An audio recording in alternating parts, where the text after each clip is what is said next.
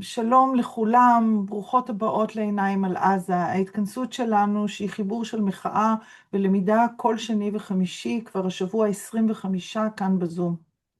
המצב בעזה, כפי שבוודאי לא נעלם מעיניכם, בכי רע, והגשמים והסופה שפקדה אותנו, פקדה גם אותם וביתר שאת, ואני חושבת שראינו את התמונות שמעידות על המצב שבו העזתים פשוט ממש מתבוססים וטובעים במים, בעוד אוהלים ומבנים יבילים וכל מיני דברים שיכלו היו לעזור, נמצאים תקועים בצד השני של הגבול שישראל לא נותנת להכניס. היום לדבר על דברים משיקים, אנחנו מאוד גאים לארח את דוקטור לי מרדכי. לי עומד בראש פרויקט נושאי עדות עזה כבר מימי המלחמה הראשונים. עוד לפני שידענו לאן יגיע החורבן וההשמדה, לי ועכשיו עם שותפים רבים אוספים נתונים ועדויות, בודקים ומצליבים אותם ומחברים אותם לכדי תמונה מלאה של מה שקרה ומה שקורה בעזה. למעשה, לי התארח בעיניים על עזה בשבוע הראשון שלנו, בימי המלחמה עם איראן, אז ביקשנו בכל זאת להתמקד גם בעזה ולהשאיר את העיניים על עזה בזמן שאנחנו סגורים בבית עם איראן, ואז הוא היה בשבילי כמעט מהראשונים שדיברו על ה-GHF, על חלוקת המזון, מה שנתן לנו אחר כך כלים להבין את הדבר הזה, איך שהוא התפתח והתפתחות הערבה בעזה. היום לי חוזר אלינו היום, והוא יזכור בפנינו את הנתונים שנאספו לגבי מספרי ההרוגים הפלסטינים בעזה לאורך השנתיים האחרונות ובימים אלה ממש. הוא ידבר על המקורות לנתונים, מה ניתן ללמוד מהם על מהלך המלחמה והג'נוסייד, ומתוך כך גם על המלחמה, על הנרטיב. לי, תודה רבה שהצטרפת אלינו. כזכור, לי ידבר במשך 8 דקות, לאחר מכן אנחנו נפתח את השאלות בצ'אט, אתם מוזמנים לרשום את השאלות שלכם בצ'אט, ואנחנו נשאל את לי. תודה רבה לי, הבמה שלך. תודה רבה איילת, ותודה רבה על היוזמה והארגון והכל. אני אדבר 8 דקות, משהו כזה. טוב, בעצם מה שנעשה היום זה פשוט ננסה לענות על שאלה שהיא אמורה להיות פשוטה, אבל היא בעצם לא כל כך פשוטה, כמה פלסטינים נהרגו בעזה. לפני שאני אתחיל, אני רק אזכיר, או רק אציין שבהמשך למה שאיילת אמרה, אני חלק מפרויקט רחב יותר, פרויקט נושא עדות. אפשר להיכנס ללינק שנמצא פה, bearingwitness.com, יש גם גרסה בעברית, ויש כל מיני תוצרים שאנחנו מוציאים שקשורים לעזה. אנחנו ממשיכים לפעול כמובן, וזה אולי to be continued בהקשר אחר. מה שנעשה היום, זה בעצם אני אסתכל על השאלה של התמותה בעזה, נראה מי האנשים שמדברים ואומרים כמה אנשים מתו בעזה, מה אנחנו יודעים על התמותה בעזה ומה אנחנו יודעים קצת פחות, והשאלה המרכזית היא עוד פעם, כמה פלסטינים מתו. יש כמה שאלות משניות שאולי אני אספיק לדבר עליהן, וקרוב לוודאי שאם זה יעניין אתכם אז אני אעשה את זה בשאלות ותשובות, שזה בעצם כמה חמושים נהרגו, או מה שיעור אנשים והילדים מתוך סך כל ההרוגים, ויש כל מיני בעיות בהערכות התמותה. אני לא הולך לכלול תמונות, אז זאת אומרת, הנושא נראה לי מספיק רציני, לא יהיו תמונות מזעזעות או משהו כזה.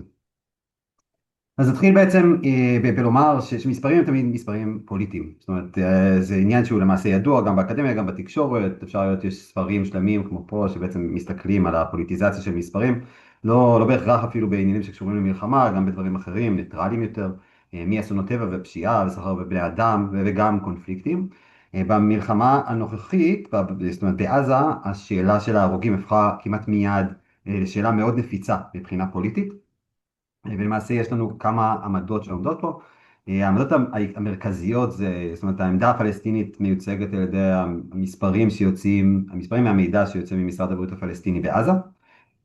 זה בעצם הגורם המרכזי, והעמדה הישראלית, שבעצם הקונטרה לשם, מתחלקת לשניים. יש את העמדה של ההסברה הישראלית, שנוטה להטיל ספק. הנה דוגמה להטלת ספק כזאת, אני שם באדום את כל המקורות שאני חושב שהם בעייתיים.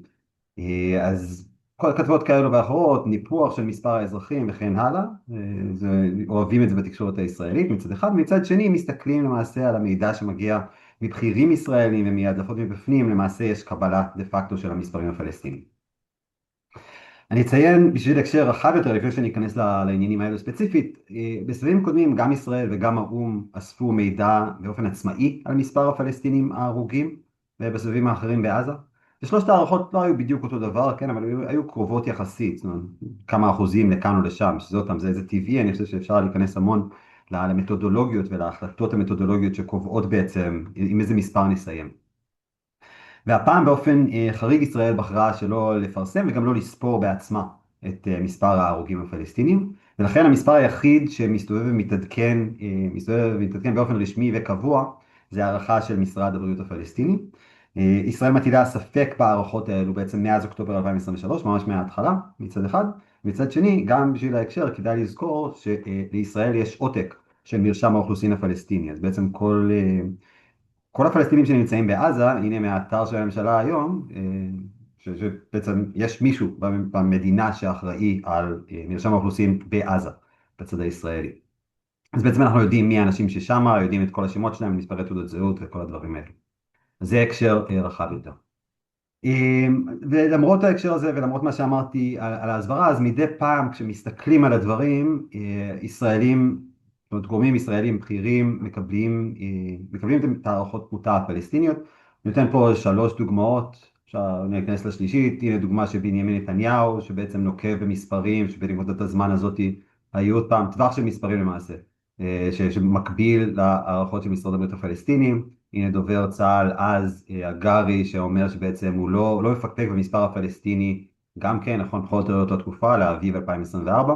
והנה פה כתבה שיצאה בגרסה האנגלית שלה, או פרסום באנגלית בגרדיאן, של הרצי הלוי, הרמטכ"ל לשעבר, שבעצם אומר, זה ציטוט ישיר שלו, שיותר מ-200,000 עזתים נהרגו, נפצעו, ב10% בעצם מהאוכלוסייה של הרצועה. הוא אומר את זה, יש הקלטה של זה בכתבה פה בוויינט, רק כתבה בוויינט כמובן לא התייחסה למספרים האלה בכותרת, בעצם בשום מקום אחר.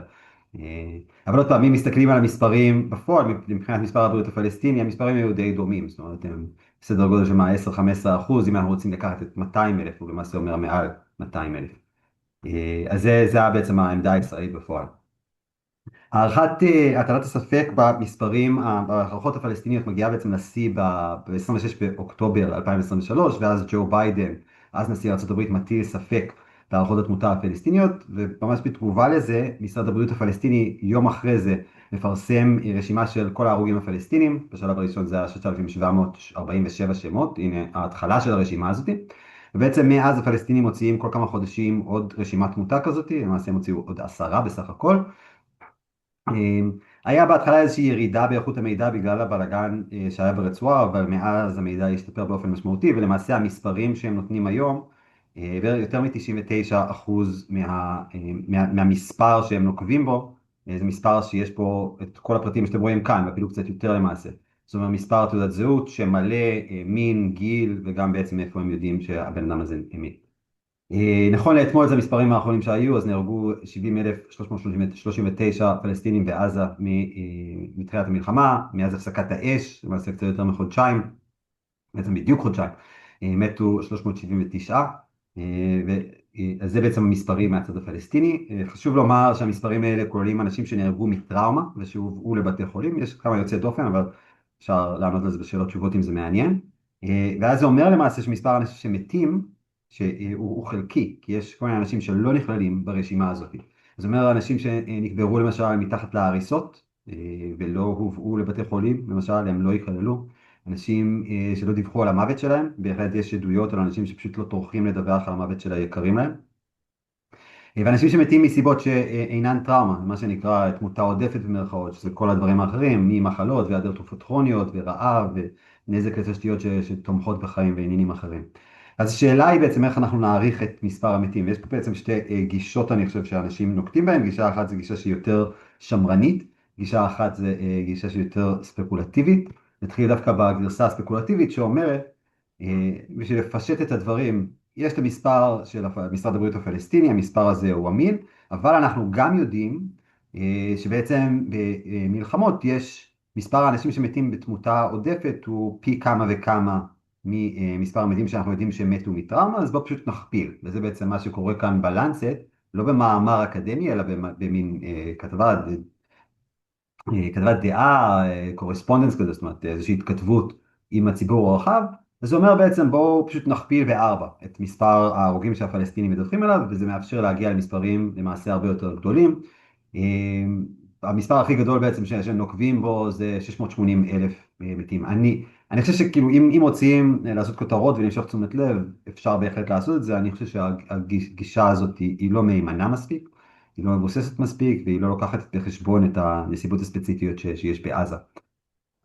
האפשרות האחרת היא לקחת את הערכות של משרד הבריאות הפלסטיני בתור רף תחתון ולנסות להוסיף איזשהן הערכות גסות יותר או פחות לקטגוריות השונות שלא נכללות ברשימה.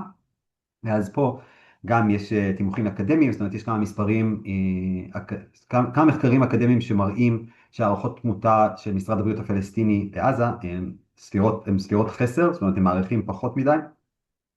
בעצם יש סדר גודל של בדרך כלל בערך 40% שאפשר להוסיף על על הערכות שלהם בשביל להגיע למספר הסופי. ואז אני חושב שאם לוקחים את כל הדברים האלה ביחד, סדר גודל שעליו מדובר הוא איפשהו באזור 100,000 בני אדם, זה בעצם גם מה שעשו פה בהארץ, שמאז כתבה אז בהארץ עד היום, חצי שנה כבר, מתו עוד 14,000 פלסטינים, אבל ההערכה הזאת של פחות או יותר 100,000 מבחינת סדרי גודל לפחות, לי זה נראה סביר. זהו, פה אני אסיים ונעבור לשאלות תשובות. אה, תודה רבה לי.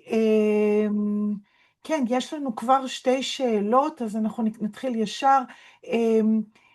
שואל יואל, למה רוב השיח מתרכז רק במספר ההרוגים ולא בכל חמשת סעיפי אמנת הג'נוסייד? או בכלל אם תוכל להרחיב על למה הנושא הזה הוא כל כך חשוב וקריטי. כן, אני חושב שמבחינת מספר ההרוגים הוא משמעותי בגלל שככל שהמספר גדול יותר זה גורם לאנשים לחשוב שמשהו הוא משמעותי יותר, הוא דחוף יותר, דורש יותר התייחסות כזאת או אחרת. ואז, זאת אומרת, עוד פעם, אנחנו רואים את זה בהקשרים אחרים לגמרי, תחשבו עוד פעם, דברים ניטרליים יחסית, אסונות טבע שלא קרובים למקומות פוליטיים כמו פה. ואז למדינות שרוצות סיוע יש אינטרס בעצם ללכת למספרים גדולים יותר, לנסות להעצים, להגדיל את הגודל של מה שיש. בעניינים של קונפליקט כמו פה, יהיה בהחלט אינטרס לנסות להקטין את זה.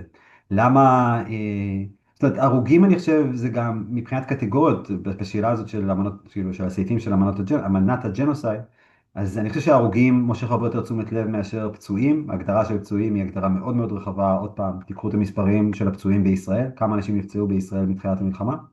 אם תלכו, תעשו תרגיל, תלכו לאתר של משרד הבריאות בישראל, מול צה"ל, ותראו שמספר הפצועים, אפילו ברמת החיילים, הוא שונה בכמה סדרי גודל מאחד לשני. לא כמה סדרי גודל, פי 5 אני חושב. זה הפער שיש. אז המספרים האלה הם בהחלט מספרים שמשמעותיים לאנשים, לקבלי החלטות, תקציבים, בין אם אנחנו נחשפים לזה, בין אם לא. שואל עידו, האם יש מיפוי של גורמי ההרג, נגיד הפצצות חיל האוויר, כוחות קרקעיים, מחלות, רעב, הערבה? כן, שאלה טובה מאוד.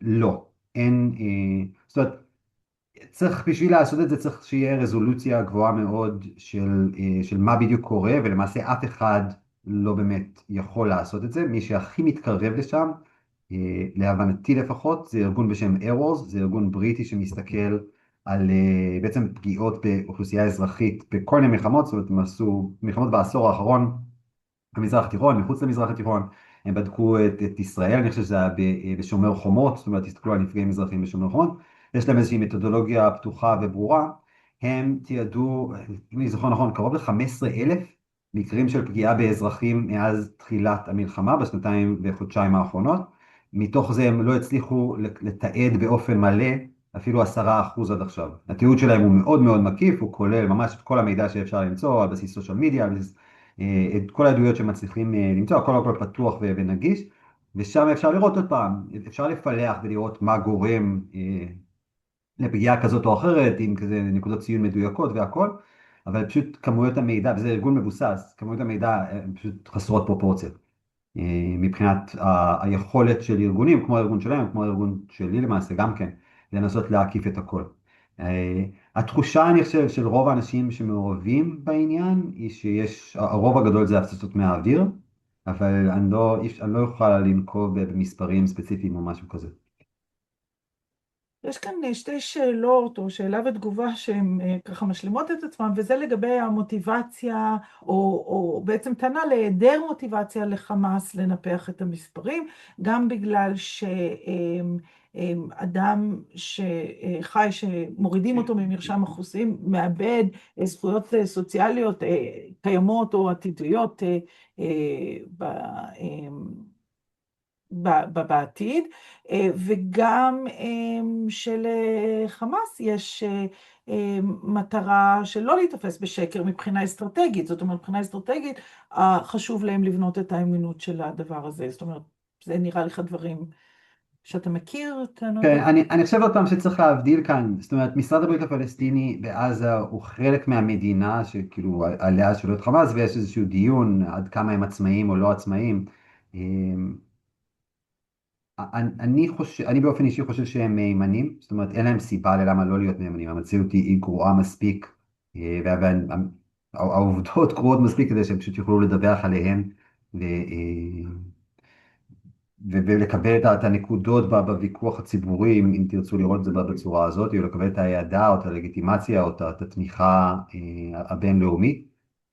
כי שוב, זאת אומרת, המציאות בהחלט נוראית, ואני חושב שאפשר, עוד פעם, זה לא נראה שאלה שמעסיקה פה כל כך, למה הם מהימנים, אבל אני יכול להיכנס לפרטים אם זה מעניין מישהו מישהי.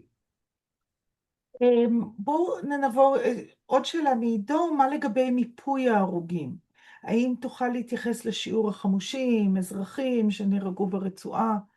כן, אוקיי, טוב, אז כן, אז מבחינת מיקום אנחנו יודעים עוד פעם רק חלקי, זאת אומרת איפה הם נמצאים בתוך הרצועה, אנחנו יודעים לפלח את זה בזמן, לא באופן מאוד מדויק לחלוטין, יש לנו הערכות מדי יום, אבל לא תמיד, לפחות בתחילת המלחמה, לא תמיד האנשים שמתו באותו יום נספרו, כי נפלו להם המערכות תקשורת, והיה קשה, כאילו היו בתי חולים שתיעדו בכתב, ולא היה אפשר להעביר את הדיווחים האלה כאילו לגורם המרכזי.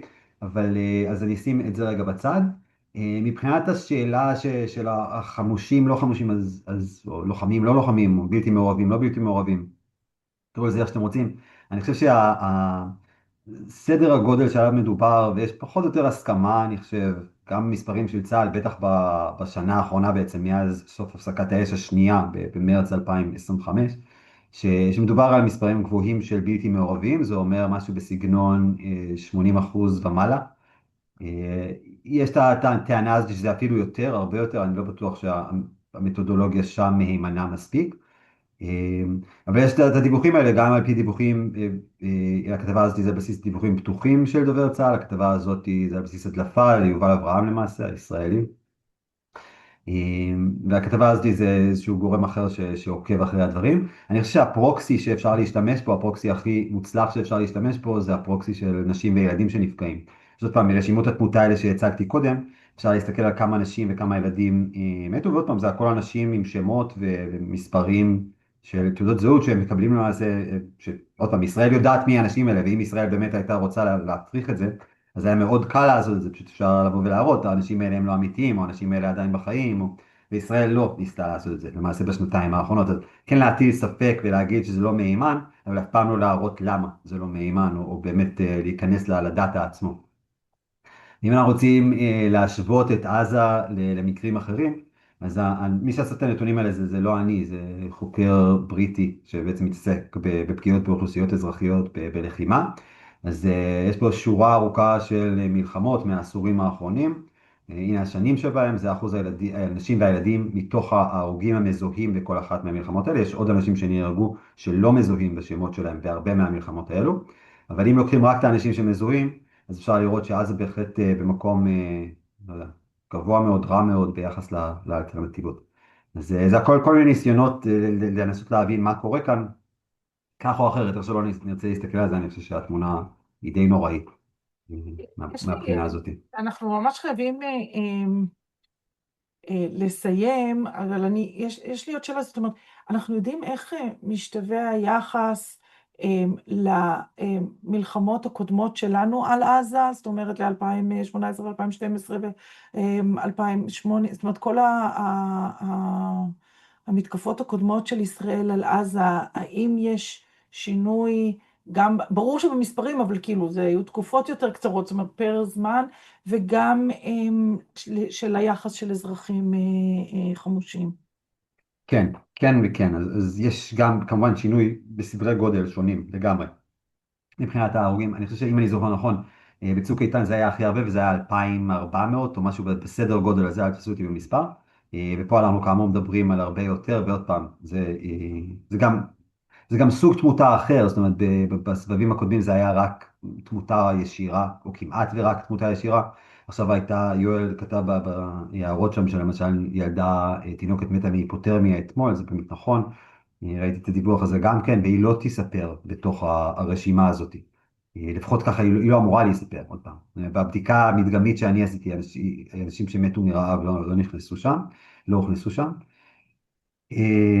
כן, אז בהשוואה לסבבים קודמים, גם יותר נשים וילדים מתו מבחינת אחוזים, וגם היחס בין חמושים ללא חמושים, עד כמה שאפשר לומר, אני חושב שאפשר להיכנס טיפה יותר ולחפור פה. זאת אומרת, אחת הטענות שיכול להיות שחמאס עושים זה שהם דווקא מקטינים ולא מדווחים על כל החמושים שנהרגים. וזאת אפשרות שקיימת, אין בעצם דרך לפסול אותה. אה, כי אותם אנשים שלא נכללים ברשימה, לא כל כך ברור למה הם לא נכללים ברשימה. זאת אומרת, הם לא נכללים ברשימה כי הם לא דווח עליהם, כי חמאס לא רוצה שידעו עליהם, כי הם מתו מתמותה עודפת, הם חיים. או שהם חיים, כן, זאת אומרת, יש כל מיני אפשרויות שם. בסופו של דבר, בשביל לדעת איזשהו מספר כביכול מדויק, זה אף פעם לא יהיה מספר באמת מדויק. ולמעשה הדברים האלה, מספרים נראים לנו מאוד מדויקים, בפועל יש המון המון דרכים, ועוד פעם, דרכים רעש טבעי כזה שמקשה עלינו להגיע למספרים מדויקים, אבל הדרך להגיע למספרים הכי מדויקים זה פשוט לעשות מפקד אוכלוסין. וזה לא הולך לקרות בזמן הקרוב, אני חושב, מסיבות די ברורות לכל הצדדים. אנחנו ממש כבר עברנו את הזמן. עידו שואל האם מישהו בצבא או בממשל מגיב על המספרים האלה, אבל אני מניחה שהתשובה היא לא, למעט הדברים הקטנים שראינו, או ש... אני חושב שהשאלה היא לא, זאת אומרת, השאלה קצת מפספסת בגלל שזה לא בהכרח אישו מבחינת האנשים. זאת אומרת, זאת הסיבה שהרצי הלוי הלך לפני חודשיים או שלושה שם לעוטף ואמר, כן, הרגנו, פצענו 10% מהאוכלוסייה, ויש הקלטה שלו אומר את זה. זה לא עשה כותרות, זה לא הטריד אף אחד לישראל. עוד פעם, אם אנשים כמוני, כאילו, אובססיביים, שילכו ויסתכלו יקשיבו לכל הדברים האלה ויראו בעצם מה נאמר בפועל, מה נכתב בכתבה, אז אתה רואה את הדבר הזה, אתה אומר כאילו וואו, איך אף אחד לא אכפת לו, אבל בפועל כאילו באמת אף אחד לא אכפת לו. בסקרים, בסקרים ביחס, סקרים של הציבור הישראלי יהודי, שני שליש מהאנשים לא רוצים לשמוע יותר על עזה, זאת אומרת, זה לא מעניין, האוכלוסייה האזרחית בעזה זה לא, הטענה שיש יותר מדי סיקור, שצריך שיהיה פחות סיקור.